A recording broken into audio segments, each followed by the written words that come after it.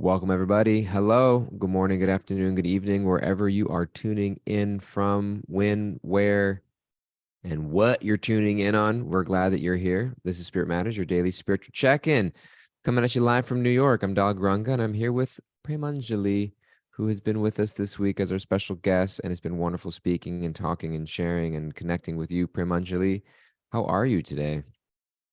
Yeah, I'm good.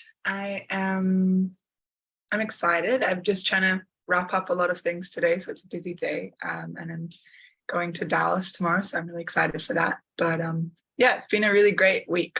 It's been a lot of really nice moments. It's been busy, but it's been really nice. So Share some nice moments with us. we spoke a little bit about that yesterday. We had Sachinanda and Swami here, so that was really wonderful. I went to another event with him last night, which was very, very sweet. We were talking about how he's very good at sort of bringing you back to reality. So it's always a nice check-in with him. And it was just somehow I found actually this week, there was a lot of service, but I've had this realization before at other times, but I always forget it. But whenever it comes back, I always remember actually when there's a lot of service, you get tired, you're very busy, you kind of push yourself a little bit, but you end up having more fun than I feel like you would otherwise. And I've definitely experienced that. There was just so many moments where me and my friends, like, we're all doing service and we're so tired, or just like kind of pushing ourselves, but then everything just became so funny. Everything was so fun. Like, you just end up having these like really nice interactions. And I always think that I'm like, actually, yeah, you think when you're going to do service that you have to give up these other things that'll be more fun, but actually it always ends up being really, Krishna makes it fun. Yeah. Once you hit that threshold of no sleep over several days, you hit that delirium and everything becomes a blast. Yes, that's also part of it. Yeah. And then you're going to Dallas tomorrow, right? For Sadhu Sangha retreat in Dallas. I've never been anywhere else in America except for New York, so I'm Is excited. that real? You've never been anywhere else in America other than New York? No, yeah, I'm really Well, excited. that's pretty much it. I mean, you've seen all you need to see. No, I'm just joking. Yeah, it's pretty cool. I'm happy here. But yeah, I'm excited to see Dallas, and we'll go to LA for a few days. Beautiful. And then we hope you make your way back. Yeah. Where did we leave off yesterday? I remember I was looking up, we were reading the 6th chapter of the Bhagavad Gita. We were reading these verses 29 and 30. A true Yeah. yogi observes me in all beings and sees every being in me. Indeed, the self-realized person sees me, the same Supreme Lord, everywhere. For one who sees me everywhere and sees everything in me, I'm never lost, nor are they ever lost to me. We're talking about something related to seeing Krishna everywhere and every moment. I think we were talking about spiritual FOMO and not thinking that we're going to lose out by not that we can never lose out spiritually, because every moment has the opportunity to connect very deeply with Krishna. And I don't have to be at the big event, or I don't have to kind of make a big splash somewhere in order to experience Krishna, but I can find Krishna in my day-to-day small moments. And if I can't find Krishna in my day-to-day small moments, that time alone with myself, or the quiet moments, then I may be in a big festival or big event, but I may not necessarily be experiencing Krishna in that moment. And Sachinanda Swami's events kind of remind us of that. He kind of calls us out. And even Yeah. when we're chanting in kirtan in a big event, or he's giving a class, he'll say, like, how attentive are you? How deeply are you connecting to what I'm saying, or to Krishna's names right now? And I remember we were reading those verses, and that's a little bit what we were talking about. Yeah. No, it's very, very true. I think that yeah, these sort of events like Sadhu Sangha Festival, I mean, there's going to be thousands of people. It's so busy. There's a lot going on. And it is surrounded around connecting with Krishna. It's surrounded around kirtan. But I've never been to this festival, but I've been to many other kirtan festivals. And my experience is actually that it takes really conscious effort to stay connected, because it's so just as there's so much kirtan, there's so much distraction. There's so many people you haven't seen in a million years.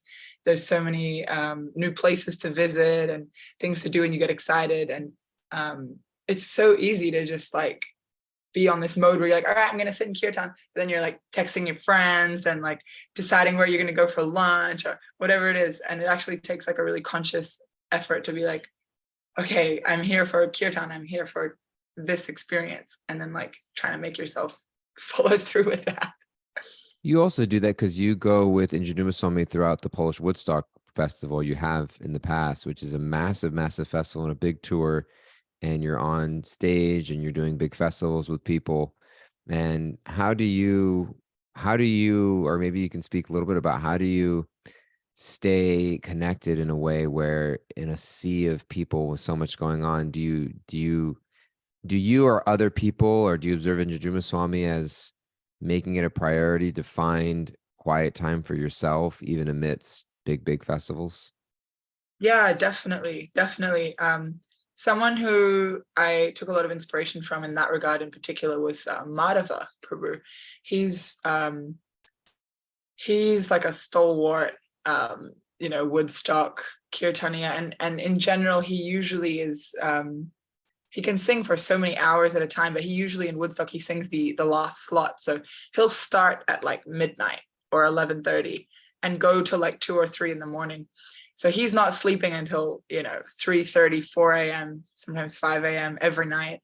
This is going on for like a week, and then in the morning, he gets up after 2 hours sleep, 3 hours sleep, and he's chanting his rounds.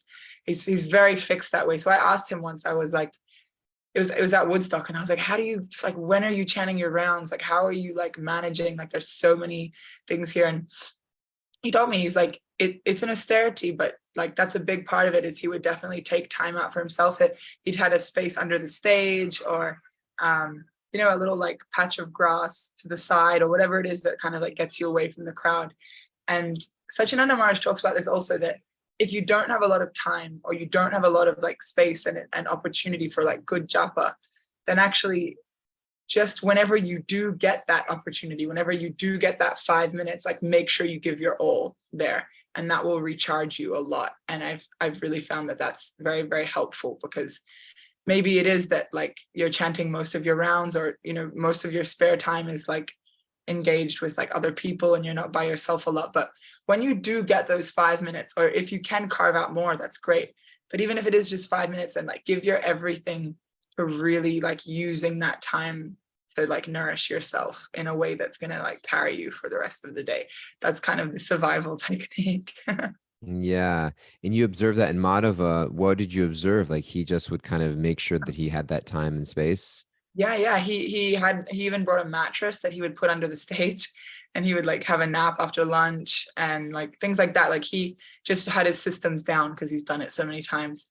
Um, but like, yeah, he would, like in my own practice, like maybe I don't have that facility, I'm not allowed to like bring a mattress and set it up under the stage, but you would just kind of like try and catch like a similar moment, or like actually something that is really the best thing to do, but it takes a lot of austerity, is just waking up, even if it's just 30 minutes before you need to, and just like giving yourself that 30 minutes. Actually, just day to day, I feel like that's such a powerful like life hack. Is just like, instead of getting up right when you need to start going and doing stuff, like whether it's like getting up and straight to the temple, or getting up and straight to the gym, or getting up, it's like get up and give yourself like 20 minutes to just like do whatever you want, like chant a few rounds, or stretch, or just like take some deep breaths, or like listen to a song that will inspire you, or some lecture that will inspire you. Like it just gives you a little bit of life before you start the day. And that especially when it's going to be a busy day, and when it's like a festival like that,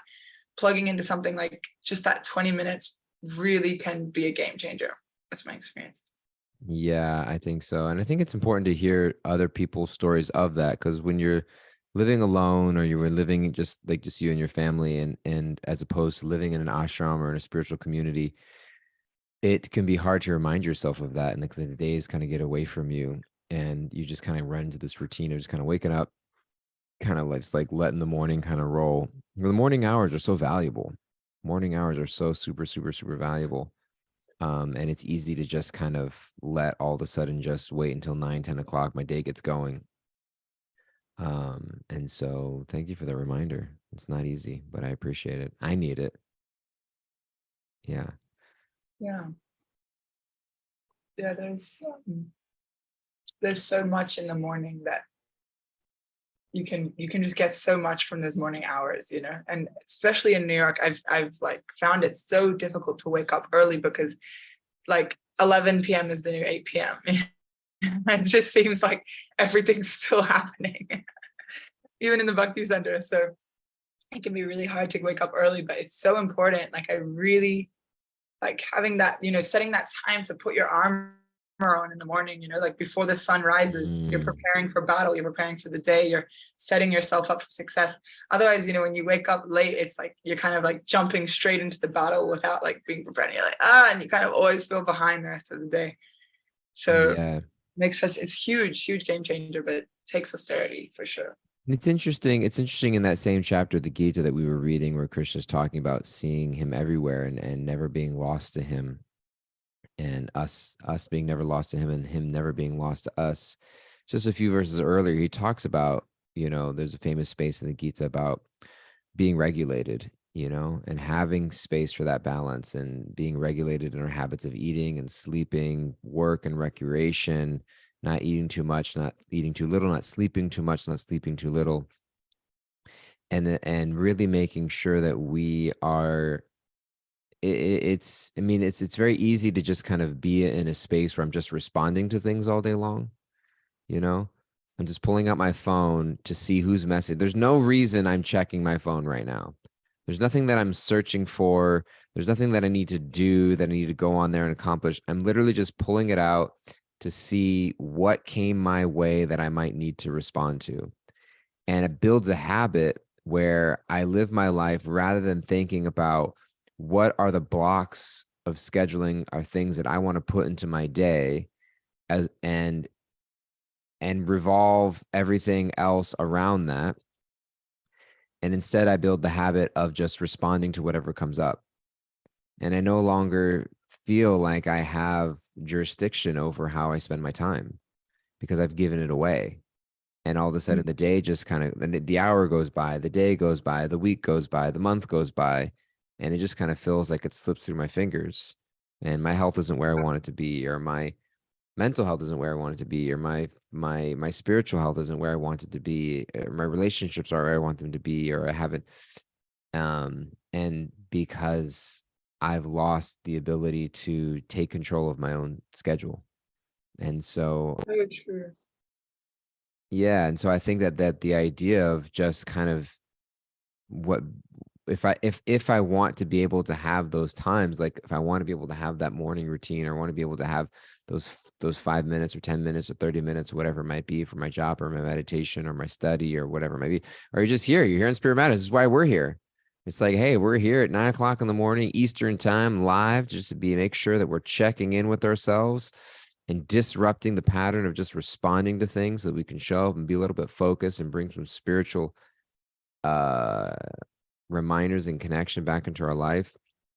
It requires me to set boundaries around certain things, make sure I'm getting enough nourishment physically, emotionally, mentally, and that I'm not overindulging in things that just kind of weigh me down, so that I can find that space a little bit, um, for me to intentionally decide how I want to spend my time each day. That's a hard thing. I struggle with that a lot. I mean, it's easy. I lived in an ashram. I was a monk for 10 years, and there was just a routine that you just had, the lights went out at a certain point, and the, lights went on at a certain point in the morning, and everybody got up, and everybody around you was kind of doing the same thing. You just kind of fell in line a little bit with the routine. When you don't have that, and you're just kind of living in an apartment in Brooklyn, then you kind of have to be a little bit more disciplined and really focused um in order to make sure you get in the important things you want to get in. And sometimes it happens, and sometimes it's a lot harder than other days. But I'm taking this in because it's something that's been on my mind a lot, and something that I know, I feel when my life is aligned, and what it's like to be in that space and what it's not. It's so true. I mean, taking control of your schedule, like time management, setting this. I mean, boundaries can be so hard. Like it can be so hard to set boundaries. I mean, naturally, we want to give ourselves to everything. We want to help everybody, you want to do it all. And I've experienced that very much this week and very much last week, of like overcommitting. Like it was a consistent pattern of just like, yeah, let's do it all. And I'm super enthusiastic about it. And then, you actually ultimately end up disappointing, yourself, and most likely most of the people you agreed to do things for, because you're spreading yourself so thin that you're not even able to, be properly present in each interaction or project you're taking on. So yeah, it's hard, and I like that sort of a saying or like concept that, if you're not looking after yourself, you're not going to be able to look after anybody else. Like you can only give what you have. You can only, like, to the amount you fill your cup, you can pour into others. Like there's no, if you don't have anything to give, then then what are you going to give? So it's like Yeah. so important that we actually, it's very often seemed like a selfish thing. Like, I'm taking this time for myself. It's very selfish, or you fear that people will think you're selfish, or you fear that you'll be looked upon as someone who is just, concerned about their own needs. But ultimately, it's really a balance, because taking care of your own needs and taking care of your own health and taking care and saying no sometimes ultimately facilitates you to give tenfold back than you would be able to if you're constantly saying yes. It enables you to give way more. Yeah. And I was thinking of, I'm just kind of popping around the Gita here in these different verses. I was thinking of the verse in the second chapter, 41, where Krishna speaks that those who are on this path, this spiritual path of yoga, of self-realization, of understanding my eternal soul and connection with the higher supreme soul, and reconnecting that through the process of yoga. Those who are on this path are resolute in purpose, and their aim is one. This idea, this sort of vyavasyatmaka buddh here, this ekeha kurunandana, this one pointed focus.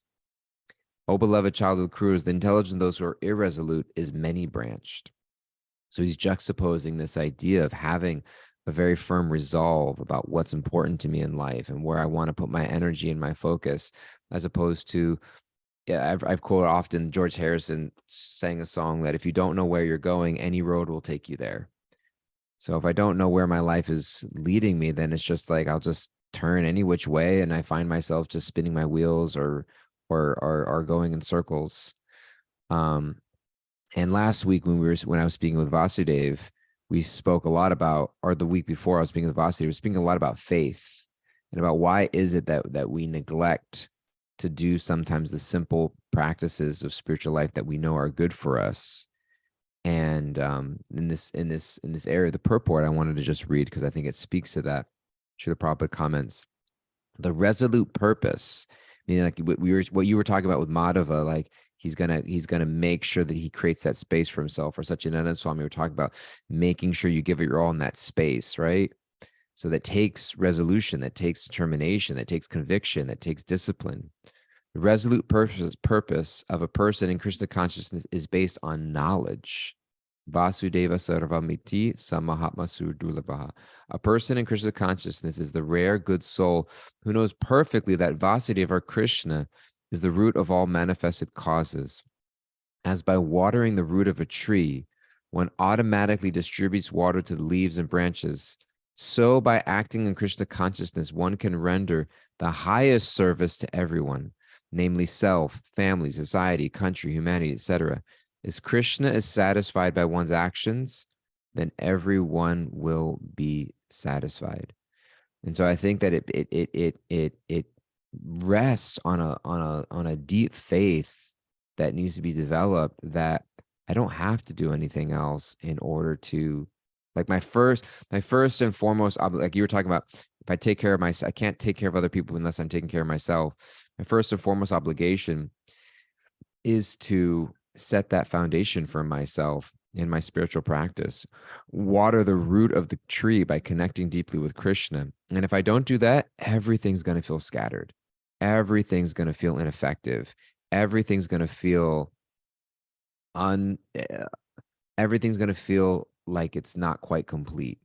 But if I start with that like I'm saying yes to everything but Krishna, I'm saying yes to everything but that first and foremost foundation, because I'm lacking the faith that if I start there, everything else will fall into place.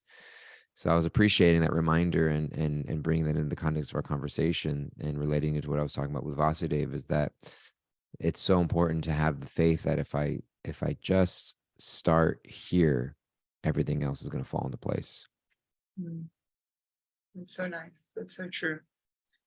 It really, like, it can take that little leap of faith. Like, you have to kind of like trust a little bit there. Like, maybe that's uncomfortable, but it's really like, Krishna always looks after you when you do that. And that's surrender, right? When you have to just go, okay, like, let me just try this. Let me like take the leap of faith. Let me have the courage to just like put my faith in this plan, or like to let my life be guided by him.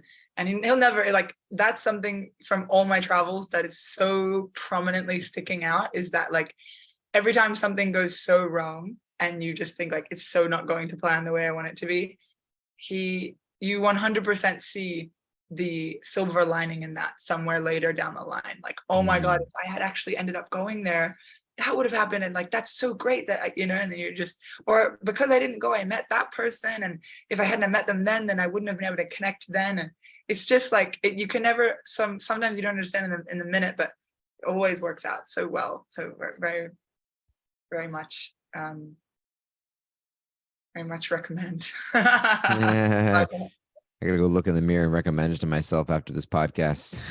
Yeah, 100%. 100%. Beautiful. Well, thank you for that reminder. Thank you, all of you, for tuning in and helping me remember and remind myself all of this stuff.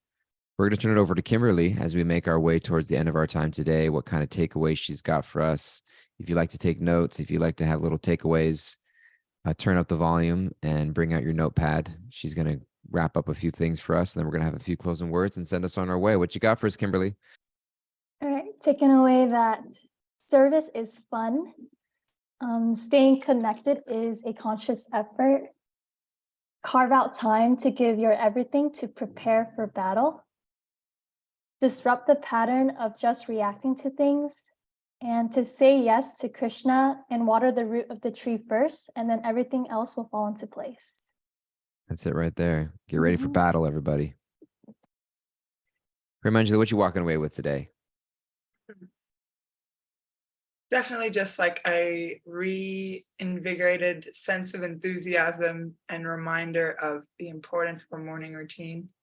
That's there, and just gonna really try and act on that idea of surrender today. One day at a time. That's what we're here for. Little reminders for each other. I think I appreciate that takeaway you summed up for us, Kimberly, that if you just water the root of my relationship with Krishna, everything else will fall into place. And it's so easy to neglect that. It's so easy to overlook that. It's so easy to think that, you know what, that's all good. Like, yeah, me and Krishna, we got a thing going on. We have an agreement. I don't necessarily need to invest in the relationship, but like, he knows that I'm here. And like a long time ago, I committed myself, and, we're good.